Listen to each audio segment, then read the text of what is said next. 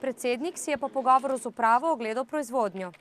In moram reči, da je to eden najboljših primerov v Sloveniji, na katerem lahko vidimo dober razvoj blagovne znamke, ki je zdaj že skoraj 50 let na trgu in ki je dala ime Sloveniji na tem pomembnem področju. Predstavlja 6% evropske proizvodnje.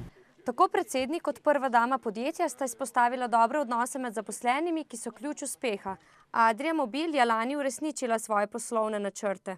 Z realizacijo preko 9000 proizvedenih in prodanih enot, ustvarila sama 230 milijonov evrov bruto prometa oziroma celotna skupina Adria, ki sestavlja 12 podjetij, 267 milijonov evrov bruto prometa in pri tem ustvarila skoraj 10 milijonov evrov čistega dobička.